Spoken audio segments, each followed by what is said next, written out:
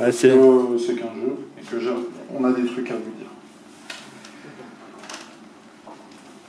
La première fois, je l'ai croisé dans un café, je crois, il y a déjà plus d'une dizaine d'années. Il mettait des papiers griffonnés à tous les coins de table. Il cherchait à réveiller vos âmes. Parfois, je l'ai vu calme, parfois il pétait son câble. 100 fois, je l'ai vu rire, 100 fois, je l'ai vu triste. Des fois, il était simple, des fois morveux, parfois original, parfois plus banal. Je l'ai entendu murmurer, parler ou scander. Je l'ai entendu s'étouffer, crier ou chanter. Je l'ai autant vu obtenir l'effet escompté que se rater en beauté. Je l'ai vu se tenir à genoux, assis ou debout. Je l'ai vu se tenir immobile ou courir partout. Je l'ai aperçu sûr de lui ou trembler jusqu'au bout de sa feuille. Mais à chaque fois, sa poésie me cueille. Il y a comme une lueur au fond de son œil. Même si je n'ai pas tout retenu de ce qu'il a dit, cet ami, je ne l'ai jamais quitté depuis. Je l'ai vu en colère ou aimé comme un fou. Je l'ai vu voyager, le nez en l'air et aller jusqu'au bout. Il en a bu des bières, car pour un poème dit, c'est un verre offert. Après avoir traversé des déserts, je l'ai vu pleurer. Je l'ai vu tétaniser pour finir par se dépasser. Je l'ai su moquer, je n'ai pas rigolé. Il suffit d'une rime pour balayer les gens étroits et clichés. Bref, je l'ai su déçu, je l'ai su plein de défauts, plein de vertus. Dans la vie de certains, il a tellement d'échos. Avec lui, personne n'est jamais trop.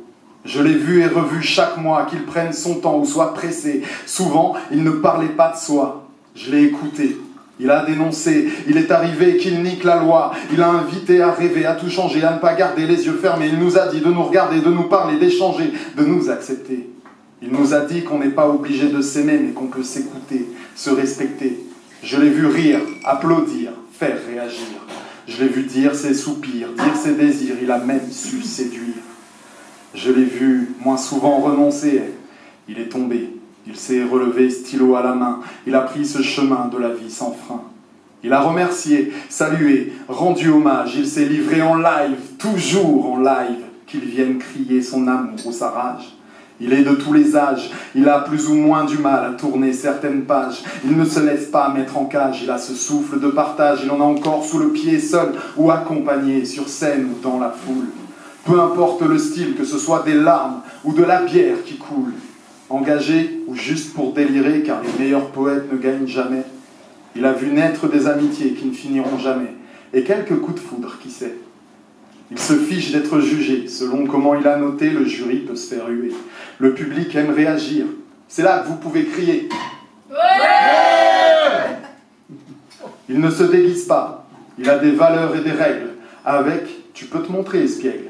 Il prône de nous mettre tous à équité. Il performe a cappella, que ce soit le matin, l'après-midi ou le soir, sans accessoires. Il a tellement d'esprit qu'il a plusieurs voix, plusieurs fois 3 minutes de temps de parole, de liberté d'expression.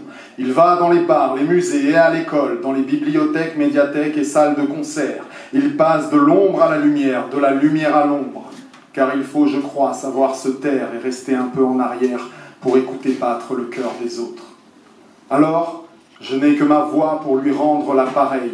Voilà ce qu'il représente pour moi, un trésor d'humanité. Voulez-vous savoir son nom? Il s'appelle Slam. Et vous le rendez tellement vivant que je sais qu'il n'a pas besoin de renaître, qu'il n'a pas besoin de moi, qu'il est précieux, qu'il faut le protéger des opportunistes malhonnêtes. Pour ma part, je fais de mon mieux avec lui, dans n'importe quel lieu.